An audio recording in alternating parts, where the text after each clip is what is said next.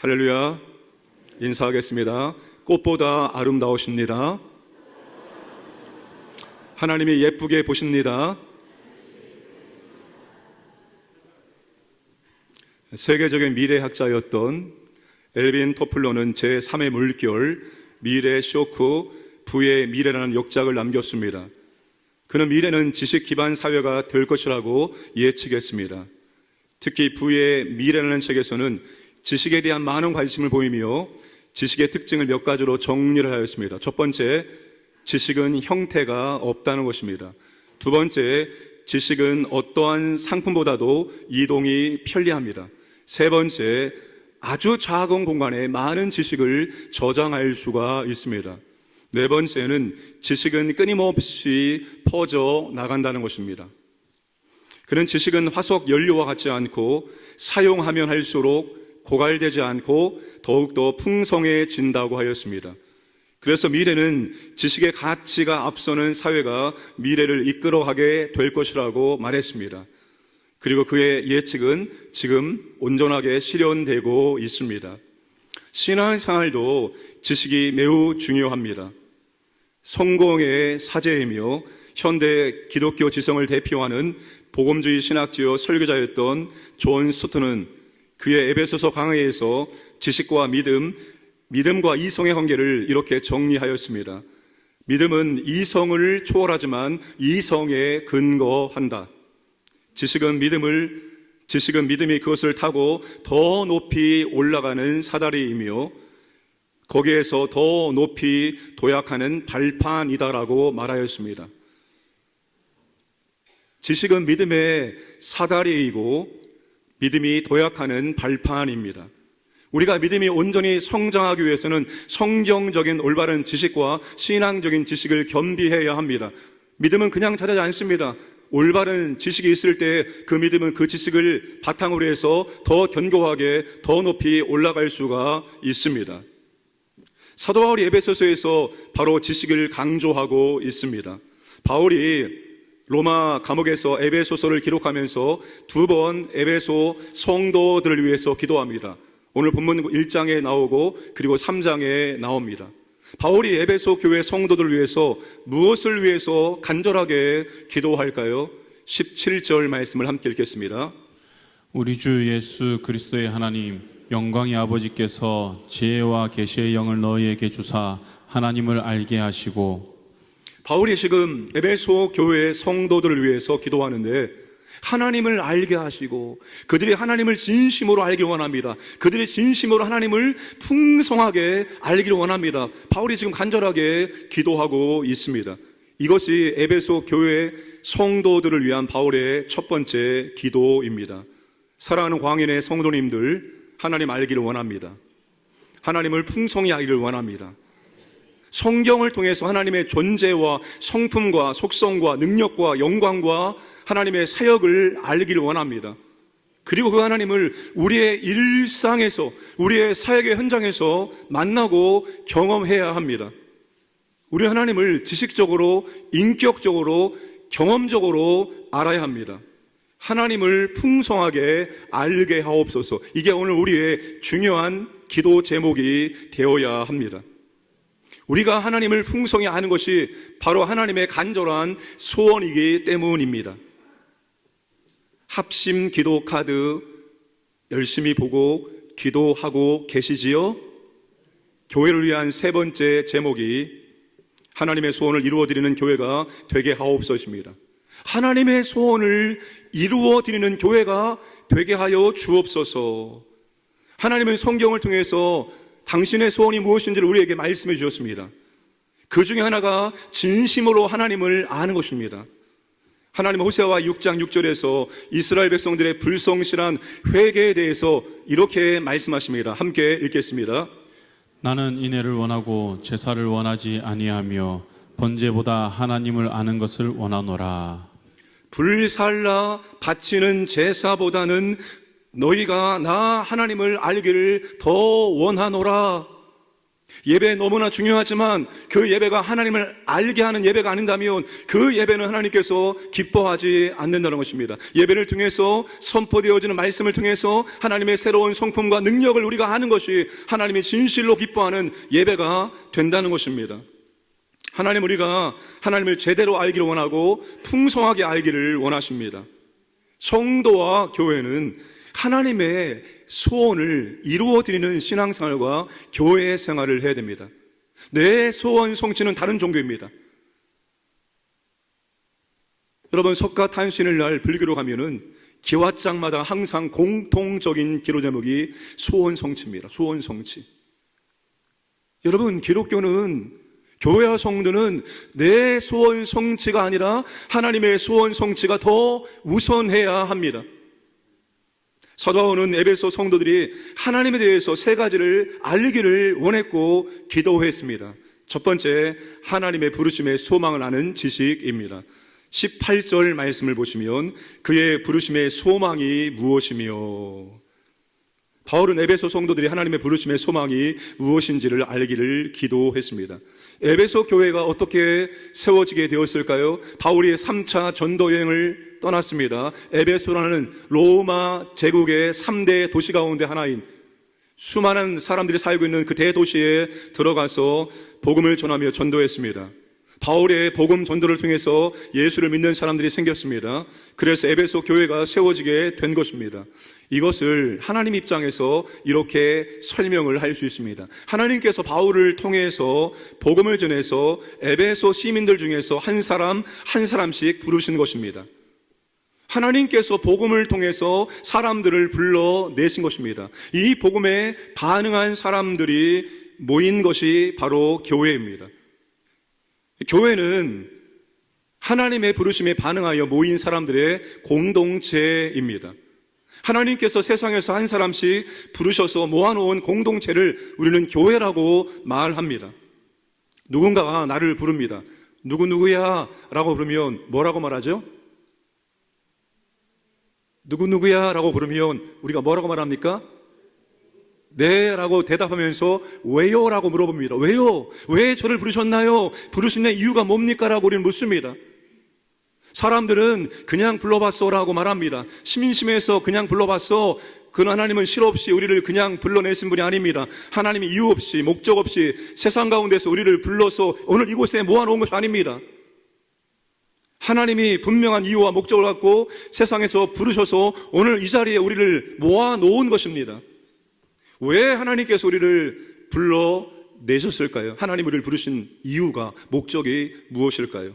하나님 우리에게 소망을 주시기 위해서입니다. 하나님 우리에게 소망을 주기 위해서 세상 가운데서 우리를 불러 모아 주신 것입니다. 여러분, 소망이 무엇입니까?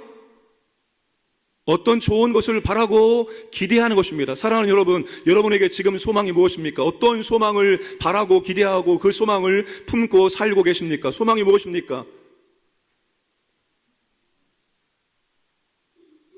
건강, 물질, 자녀 결혼, 자녀의 취업, 나의 취업, 자녀의 출산, 사업의 원창, 이 모든 것도 우리의 소망입니다. 이러한 소망들이 주 안에서 풍성하게 이루어지기를 주님의 이름으로 축복합니다. 그런데 하나님께서 우리에게 주시고자 하는 소망이 이런 것일까요? 하나님께서 우리를 세상에서 불러내신 목적이 세상에 있는 것들에 대한 소망을 주시기 위해서라면 뭔가 맞지 않다는 생각이 듭니다. 하나님께서 고작 세상에 있는 소망을 주기 위해서 우리를 세상에서 불러내신 것 같지 않습니다. 하나님이 우리에게 주시고자 하는 소망은 세상에 없는 소망이고 세상에서 기대할 수 없는 그런 소망입니다. 하나님의 부르심의 소망이라고 말합니다. 하나님의 부르심의 소망, 하나님께 속해 있는 소망, 하나님의 소망, 하나님에게 있는 소망입니다. 땅의 소망, 세상의 소망이 아니라 하늘의 소망이고 하나님에게 있는 그런 소망을 의미합니다. 그러니까 하나님께 있는 그 소망을 우리에게 주기 위해서 우리를 세상 가운데서 불러내신 것입니다. 하나님께서 바라고 기대하는 소망이 무엇일까요? 바울이 1장 3절에서 하나님을 찬송하면서 에베소서를 엽니다. 함께 읽겠습니다. 찬송하리로다. 하나님 곧 우리 주 예수 그리스도의 아버지께서 그리스도 안에서 하늘에 속한 모든 신령한 복을 우리에게 주시되. 하늘에 속한 모든 신령한 복을 우리에게 주시는 게 하나님의 소망입니다. 그 하늘에 속한 모든 신령한 복의 내용이 4절부터 14절까지 바울이 자세하게 기록합니다. 우리를 선택하시고 양자 삼아주시고 속죄의 죄를 용서해 주시고 하나님의 모든 비밀을 알게 하시고 그리고 성령으로 인을 치셔서 최종 구원을 보장해 주시는 것, 바로 이것이 하나님께서 우리에게 주고자 하는 소망입니다. 아직 이 소망을 받지 못한 분이 이 자리에도 계실 수 있습니다. 여기에 와서 예배드린다고 해서 하나님이 주고자 하는 모든 하늘에 속한 소망을 다 받았다고 생각하시면 큰 착각입니다.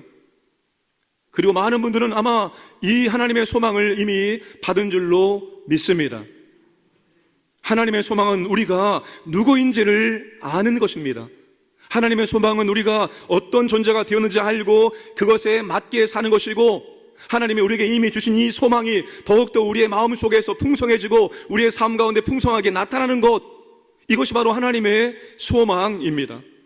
그러므로 사랑하는 여러분, 우리는 하나님의 소망을 가진 사람들처럼 이 땅에서 살아가야 할 줄로 믿으시기를 바랍니다. 세상의 소망을 가진 사람들, 세상의 소망을 가진 사람들도 그 소망을 꿈꾸며 그 소망이 이루어지길 원하며 오늘도 기뻐하며 즐거워하며 오늘도 열심히 살고 있습니다. 하물며 하나님의 소망을 가진 우리가 세상의 소망을 가진 사람들보다도 더 나아야 하지 않겠습니까? 세상의 소망보다 더 높은 차원의 하나님의 소망을 갖고 산다면 우리가 달라야 하지 않겠습니까? 우리는 교회가 세상으로부터 손가락질을 받는 시대에 살고 있습니다. 대중 밑에는 교회를 자주 부정적인 모습으로 보여주고 있습니다. 뭔가 교회와 관련된 건수만 잡히면 그렇게도 교회를 비난하고 있습니다. 넷플릭스 다큐로 방송된 JMS 나는 신이다, 온 국민을 충격에 빠뜨렸습니다.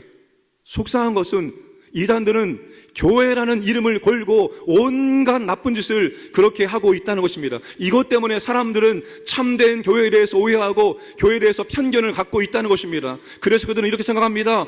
이 시대에 교회가 필요한가? 이 시대에 교회가 필요한가? 이렇게 생각을 하고 있다는 것입니다. 그런데 사랑하는 여러분, 아무리 사이비 이단들이 판을 친다고 할지라도, 교회에 실망하는 사람들이 많아진다 할지라도 교회는 여전히 세상의 소망입니다. 성도는 여전히 세상의 소망인 것을 믿으시길 바랍니다. 왜 그렇습니까? 교회와 성도만이 하늘의 소망을, 하나님의 소망을 품고 살고 있기 때문입니다. 기대와 소망을 잃고 있는 이 세상, 이 시대에 여러분, 교회와 성도는 세상의 소망을 붙들고 사는 게 아니에요. 우리는 세상의 소망이 아니라 하늘에 속한 소망, 하나님의 소망을 붙들고 오늘 하루를 살고 있는 사람들입니다. 사람들이 당신은 도대체 어떤 소망으로 살고 있길래 그렇게 감사하며 살고 있습니까? 도대체 어떤 소망이 있길래 나와 다르게 살고 있습니까? 도대체 어떤 소망을 붙들고 있길래 나보다도 안 좋은 조건에서 그렇게 당신은 나보다 더 행복한 삶을 살고 있습니까? 이걸 우리에게 물어봐 주었으면 좋겠습니다.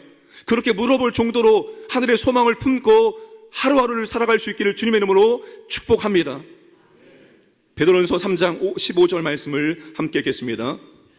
너희 마음에 그리스도를 주로 삼아 거룩하게 하고 너희 속에 있는 소망에 관한 이유를 묻는 자에게는 대답할 것을 항상 준비하되 온유와 두려움으로 하고. 너희에 속해 있는 소망에 관한 이유를 묻는 자들에게 우리에게 있는 하늘의 소망이 삶으로 나타나지고 비신자들에게 보여진다는 것입니다. 그 소망이 그들로 하여금 궁금증을 유발하고 그들로 하여금 물어보게 한다는 것입니다. 우리가 하늘의 소망을 가지고 살아간다면 세상의 소망을 가진 사람들이 우리에게 이렇게 물어보게 될 것입니다. 당신은 무슨 소망으로 이 험한 세상을 그렇게 기쁘게 즐겁게 살고 있습니까? 우리의 소망을 물어보는 사람들이 더 많아질 수 있기를 주님의 이름으로 축복합니다. 두 번째, 하나님의 기업의 영광의 풍성함을 아는 지식입니다. 18절 말씀을 함께 읽겠습니다. 너희 마음의 눈을 밝히사 그의 부르심의 소망이 무엇이며 성도 안에서 그 기업의 영광의 풍성함이 무엇이며 하나님의 부르심에 속한 소망이 무엇이며 성도들에게 베푸시는 하나님의 영광스러운 상속이 얼마나 풍성한지를 여러분이 알게 되기를 바랍니다. 에베소 성도들은 하나님의 영광스러운 상속자라는 것입니다. 나는 금수저로 태어났습니다. 나는 흙수저로 태어났습니다. 금수저로 태어난 사람 어깨에 힘을 쥐고 살고 있고, 흙수저로 태어난 사람들은 신세에 한탄하며 소망 없이 삶을 살고 있습니다. 어린 시절에 대기업 아들로 태어났으면 하는 생각을 해본 적도 있었고, 백만장자가 되었으면 어떨까 하는 생각을 해보기도 하였습니다. 그런데 우리가 엄청난 상속자라는 사실입니다. 18절에 기업이라는 단어는 영어로 인헤리턴스입니다. 상속 재산, 유산을 의미합니다. 우리는 엄청난 상속자들입니다. 로마서 8장 17절 말씀 읽겠습니다. 자녀이면 또한 상속자 곧 하나님의 상속자요 그리스도와 함께한 상속자니 우리가 그와 함께 영광을 받기 위하여 고난도 함께 받아야 할 것이니라. 하나님의 자녀이면 상속자라고 말합니다. 우리가 그리스도와 공동의 상속자입니다. 자녀는 부모의 재산을 상속받을 권리가 있습니다. 부모의 재산이 없어요. 그럼 아무런 재산도 상속을 받을 수가 없습니다. 우리가 하나님의 자녀입니다. 하나님의 자녀이기 때문에 하나님이 정하신 상속자입니다. 우리가 하나님의 재산을 상속받습니다. 그 하나님의 재산이 얼마나 풍성한지, 얼마나 대단한지, 얼마나 엄청난지를 알리기를 원한다라고 바울이 그렇게 기도를 하고 있습니다. 여러분, 최근에 왕 간다라는 유저가 올린 유튜버가 화제가 되었고 많은 사람들이 패러디했습니다. 뭐 이런 노래 가사를 들어보셨어요? 오빠 돈 많아? 오빠 차 있어? 오빠 집 어디야? 오빠 나 비싸. 안 웃네요. 여러분, 우리는 진짜 비싼 사람들이에요. 우리가 진짜로 비싼 사람입니다. 우리가 엄청난 하나님의 기업을, 하나님의 재산을, 하나님의 유산을 상속받기 때문입니다. 우리가 받을 하나님의 영광스러운 그 풍성한 재산이 무엇일까요? 바로 천국입니다. 그 천국, 영광스러운 천국이 우리가 받을 상속 재산입니다. 제가 팔복을 설교하면서 천국에 대해서 몇 번을 언급을 하였습니다. 구약과 신약의 결론, 기독교의 결론이 천국입니다. 기독교의 결론이 천국이고 신자의 영원한 고향이 바로 천국입니다. 그런데 실상 우리는 천국에 대해서 아는 것이 별로 없습니다. 또한 천국에 대한 사모함도 다른 것들에 비교하면 크지 않다는 것입니다. 천국이 그렇게 중요한데, 기독교의 결론인데, 우리가 갈 영원한 고향인데, 막상 성경에서는 천국에 대해서 아주 적게 기록을 해주고 있다는 것입니다. 성경 신학자들이 성경 전체를 주제별로 분리해서 조직신학이라는 과목을 만들었습니다. 조직신학자들이 책을 씁니다. 그런데 천국에 대해서는 종말론이라는 주제 아래서 몇 장만 쓰고 그렇게 끝이 납니다. 성경에서 가장 연구가 되지 않은 주제 가운데 하나가 바로 천국입니다. 천국에 대해서 상세하게 다루지 않는 이유가 분명히 있을 것입니다. 천국은 우리가 살고 있는 이 4차원의 세상보다 훨씬 더 높은 차원이기 때문에 우리가 가보지 않은 것을, 보지 않은 것을 아무리 설명해도 우리의 인간의 이성을 넘어서기 때문에 그렇게 자세하게 우리에게 말씀해 주고 있지 않을 수도 있습니다. 너무나 많은 것을 아는 것이 오히려 이 땅에서 사명에 집중하는 삶을 사는 것이 방해가 되기 때문에 호기심을 자극할 정도만 알려줄 수도 있습니다. 그런데 여러분, 많은 사람들이 사후세계에 대해서 관심을 갖고 있다는 것입니다. 사람들에게 임사체험 이야기는 큰 인기를 몰고 있습니다. 여러분, 임사체험, 국제임사체험협회도 있습니다. 임사체험은 죽음이 임박한 사람이나 죽음이 임박하지 않더라도 물리적 혹은 감정적 위기를 겪는 사람에게 일어날 수 있는 심오한 물리적 사건을 가리킵니다. 임사체험은 초월적이고 신비적인 요소를 포함하는 강력한 의지적 사건입니다. 여러분, 이런 책들이 있습니다. 천국에서 보낸 축복의 시간, 기적의 90분, 지옥에서의 23분, 나는 천국을 보았다. 그리고 3분이라는 책은 참 대단한 책입니다.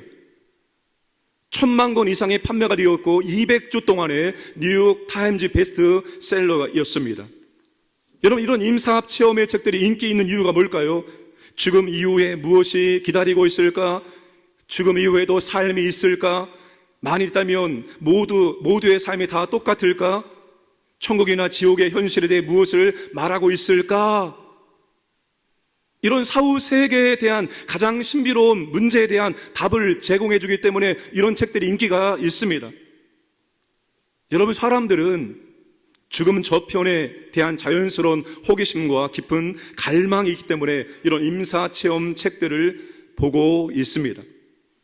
그러나 하나님은 우리가 알고 싶어하는 것을 모두 알려주지는 않습니다. 성경에 우리가 알고 싶은 모든 것을 하나님께서 기록하게 하지 않았습니다. 그러나 우리가 꼭 알아야 할 필요가 있는 것은 성경을 통해서 빠짐없이 계시해 주었습니다. 바울은 사역 초기에 천국을 잠깐 살짝 보고 왔던 사람이었습니다. 그런데 여러분, 그 천국을 잊을 수가 없었습니다. 바울의 마음 가득한 이 마음 속에서는 그가 보고 왔던 그 천국이 항상 그의 마음에 가득했고, 그는 그 천국을 바라보며 그 천국을 향하여서 고단한 복음 사역, 위험한 복음 사역, 그 모든 것을 감당해 낼 수가 있었다는 것입니다. 바울은 천국의 영광을 알았기에 천국을 소망하는 삶을 살았습니다. 빌립보서 1장 23절에 차라리 세상을 떠나서 그리스도와 함께 있는 것이 훨씬 더 좋은 일이라 그렇게 하고 싶으나, 고린도서 5장 8절에 우리가 담대하여 원하는 바는 차라리 몸을 떠나 주와 함께 있는 그것이라. 여러분, 바울 한평생 그가 잠깐 보고 왔던 천국을 잊을 수 없었습니다. 그 천국을 마음에 담고 품고 그 천국을 향하여서 보험 사역을 감당해 나갈 수가 있었습니다. 바울은 천국은 영광스러우며 풍성하다고 말씀을 하고 있습니다. 그 기업의 영광의 풍성함이 어떠하며? 천국은 풍성한 곳입니다. 우리 이 땅을 살아갈 때 우리는 여러 가지 부족함을 많이 느끼고 있습니다. 건강의 부족함, 지식의 부족함, 지혜의 부족함, 물질의 부족함, 친구의 부족함, 여러 가지 부족함 우리가 느끼고 있습니다. 이스라엘 백성들이 광야를 통과해서 적과 꿀이르는 가나안 땅에 들어갔습니다. 광야와 가나안 땅을 비교하면 이거는 비교가 되지 않습니다. 가나안 땅은 여러분 물이 있습니다. 가나안 땅은 먹을 음식이 있습니다. 가나안 땅은 과일이 있습니다. 가나안 땅은 집이 있습니다. 더 안전합니다. 더 편안합니다. 더 풍요로운 곳입니다. 이게 여러분 이 세상과 천국을 우리에게 비유해 주고 있는 것입니다. 천국은 이 세상과 비교하면 그렇게도 풍요로운 곳입니다. 부족함이 없는 것이 바로 우리가 갈 천국입니다. 사랑하는 여러분, 우리는 영광스러운 천국, 풍성한 천국을 상속받은 사람들입니다. 우리는 불확실한 미래가 아니라 우리는 확실한 미래를 받았고 우리는 풍성한 미래를 이미 받은 사람들입니다. 그러므로 여러분, 우리가 이 땅을 좀 넉넉한 마음으로 살아갈 수 있기를 원합니다.